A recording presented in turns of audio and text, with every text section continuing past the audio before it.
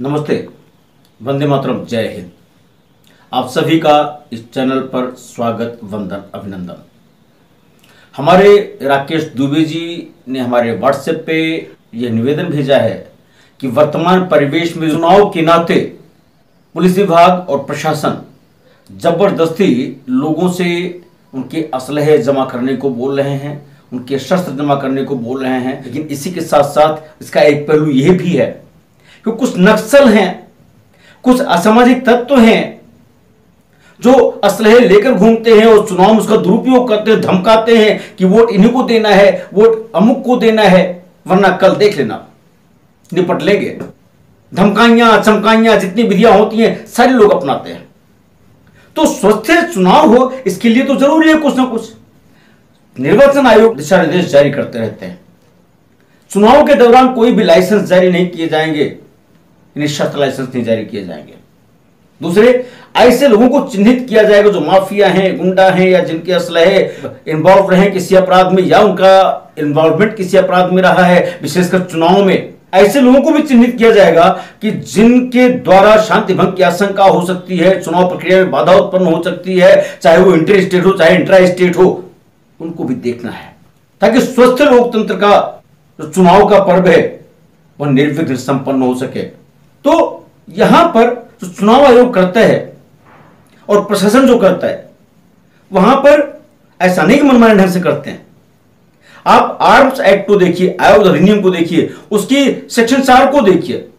Section 41 में जब notification होता है कोई डकैती अफेक्टेड एरिया है या नक्सलाइट एरिया है या कुछ और है जहां पर उनको लगता है कि यहां शांति की ज्यादा आवश्यकता है, इस लोगों को शर्त नहीं रखेंगे, नोटिफिकेशन करके जा सकते हैं। सेक्शन 21 भी यही बोलता है, रिवोकेशन, सस्पेंशन, कैंसिलेशन और अन्य परिस्थितियों में भी जैसा वो उचित समझे शस्त्र जमा करने के लिए बोल सकते हैं। तो जहां तक चुनाव की बात है, चुनाव में भी अगर शस्त्र जमा करने के लिए बोल रहे हैं, आग्नेयास्त्र जमा करने के लिए बोल रहे हैं, तो इसका तात्पर्य यह नहीं है कि वो उल्लंघन कर रहे हैं।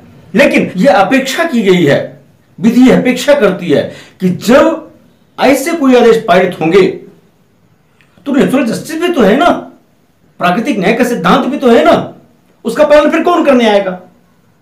तो इन जनरल इस तरह से आदेश नहीं हो सकते हैं।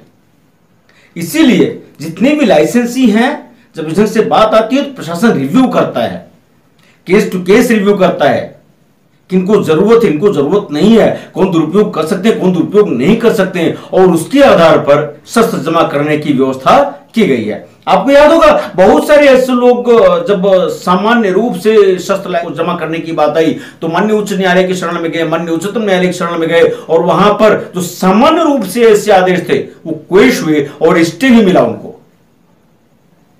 तो प्रशासन की और पुलिस की बहुत बड़ी जिम्मेदारी है कि सामान्य रूप से नहीं, बल्कि अगर उनको लगता है कि शांति भंग की आशंका वाले लोग हैं, निर्विघ्न चुनाव संपन्न कराने में बाधा उत्पन्न हो सकती है, माफिया हैं या गुंडे हैं या कुछ अन्य तरह के असामाजिक तत्व हैं, तो निश्चित रूप से उनके असलहे जमा करवाए जाने चाहिए। हम आप भी उससे सहमत ही होंगे।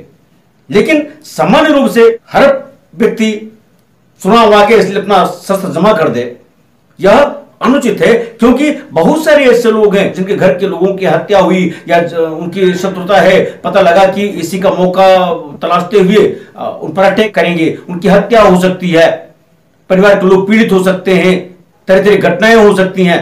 तो इसलिए सामान्य रूप से इस तरह से कोई आदेश करना यह अनुचित होता है और विधि की दृष्टि में अनुकूल भी नहीं है, उचित भी नहीं है।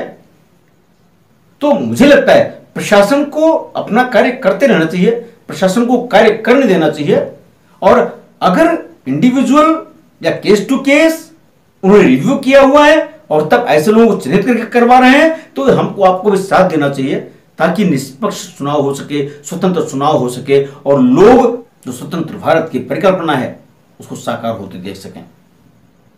हमें लगता है राकेश जी भाई साहब की बात का उत्तर मिल गया होगा। आज की बात यहीं तक, परंतु यदि आपको यह वीडियो अच्छी लगी हो, इंफॉर्मेटिव लगी हो, तो कृपया अभी तक चैनल को सब्सक्राइब नहीं किया है किन्हीं कारणों से तो नोटिफिकेशन के साथ चैनल को सब्सक्राइब करिए। लाइक शेयर कमेंट का निवेदन तो रहेगा ही। बहुत बहुत धन्यवाद। वंदे मातरम, जय हिंद।